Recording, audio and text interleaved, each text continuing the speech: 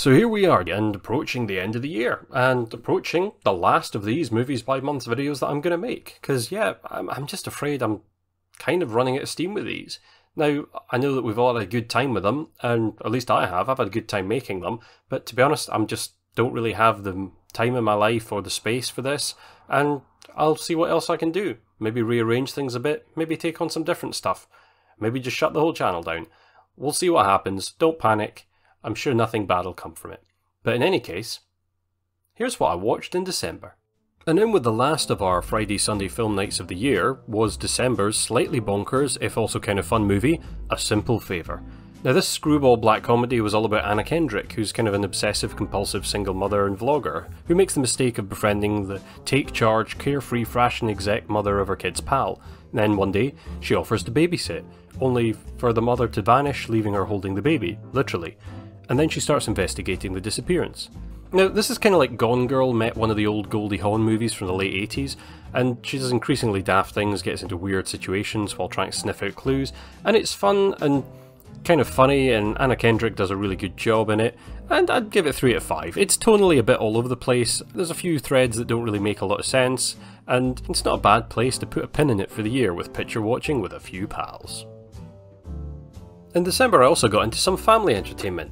What with it being nearly Christmas, and I saw The Book of Life, which is that one that looks an awful lot like Pixar's Coco, but actually has nothing to do with it other than being about a South American afterlife and being animated. And it's all about a bet between some squabbling deities, La Muerta and or whatever he's called, anyway, who set up a love triangle between a carefree musician, a tough-talking soldier, and a modern-minded kick-ass girl boss when they're all kids. And then it's just a series of odd romantic one-ups while the looming shadow of a gang of banditos threaten the town.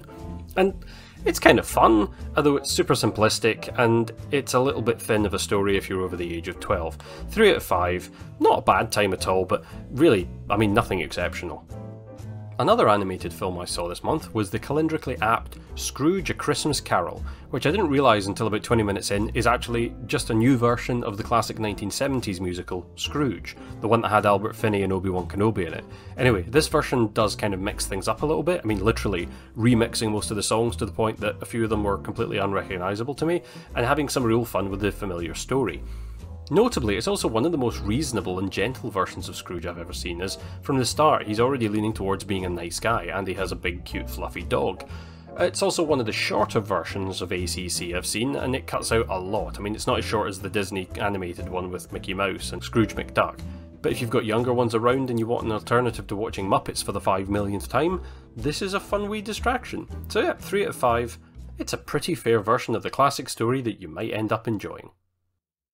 Next up was Glass Onion. This is the sequel to the very much loved and good fun detective comedy Knives Out, where Benoit Blanc, aka James Bond, comes to do a bit of sleuthing. Only instead of this time being at a stately home, he's in the private Greek island of tech billionaire Ed Norton, who wants to set up a murder mystery night. Only inevitably, there's some foul play.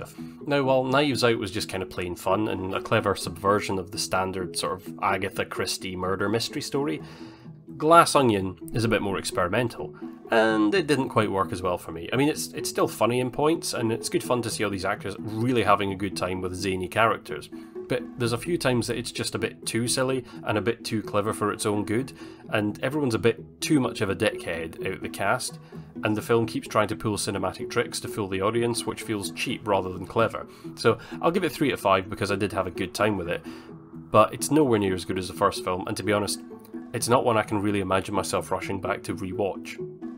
Ever.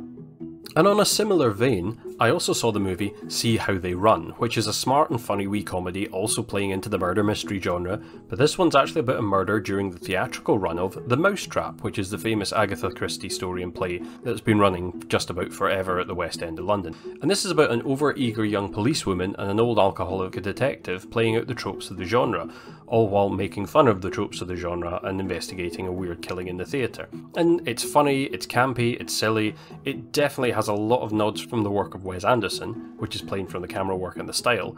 But again, much like most of the rest of this month, it's getting 3 out of 5 from me. Even though it's better than Glass Onion, it's fun but it's not great. It's just forgettable fluff.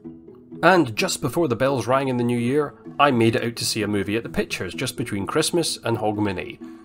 And unfortunately for me, that movie was Avatar: The Way of Water. Now, I don't think in all the years I've done this channel I ever mentioned Avatar, because honestly I kind of forgot I'd ever seen it, because it's really forgettable, and I saw it back at the movies when it first came out and never felt any need to watch it again. I did play the Xbox 360 video game which came out that was kind of fun, but again that died a death, and I think the servers all got shut down and the game wasn't even playable at this point, and I tried to rewatch the first movie but turned it off halfway through because it's really bad. Like, genuinely, it's badly written, dumb as hell. The plot is literally just Alien, Pocahontas mixed with Ferngully the Last Rainforest, and a little bit Dances with Wolves and a little bit of Last Samurai, all mixed in because samey plots be samey, and why bother thinking up something new? Anyway, the new movie catches up years later where Jake Sully and his alien blue family are, a good decade down the line, and then humans pop back into the world, forcing them all to go on the lam and hide out with water people instead of the Na'vi who they used to live with. And the water people are basically green Na'vi instead of blue, and they speak whale, and there's a whole load of other Aquaman kind of nonsense in this. Oh, also yeah, remember the bad dude from the first one who died? Well, now he's been recloned into a Na'vi body and he's hunting them all down. So why was this a 2 out of 5 for me? Mainly because out of 3 hours of movie, half of it was slow, plodding teen drama that felt like half an hour was the setup of the movie, and the last 45 minutes was just a big mess. And it was a passable finale, but it wasn't anything special. And also, there was like a 10-15 minute protracted sequence of space whale hunting that added nothing other than making people go, "Oh, they killed a space whale." Now, look, I suppose if you saw this on a big enough screen and you could enjoy it like a roller coaster ride rather than a movie, you probably have a good time. But I saw it in normal 2D and it's just boring. I'd rather watch a nature documentary, I'd rather watch Planet Earth on a big screen, or Starship Troopers, or just replay the old video game, or literally anything else. So there you go. Apparently they're making 3 more of these movies, there's going to be one out every other year, so get used to this being a 2-yearly disappointment. And that's that. So that's it, that's December. And in a lot of ways that is it, because like I said last month, I'm not really going to be doing much more of these movies by month. In fact, I think this is basically it. I have no intention of picking it up and doing it for 2023. And to be honest, I'm not sure how much of the channel I'm going to be continuing. I really would like to try and finish off the last couple of shows that are part done. I'd like to get the end of Snowpiercer done. I'd like to get the end of Tales from the Loop. And other than that, everything else is basically at the end of a season, and there's no point me continuing any of them. I might continue and do the last couple of seasons of Outlander, just because at this point it feels churlish not to continue that, and it has been a staple of this channel since the very beginning. But other than that, I don't know, content might be intermittent. I will still occasionally be active on Twitter. You can always message me there, encourage me to do more. But otherwise, these have been my grumpy opinions for my movies by month.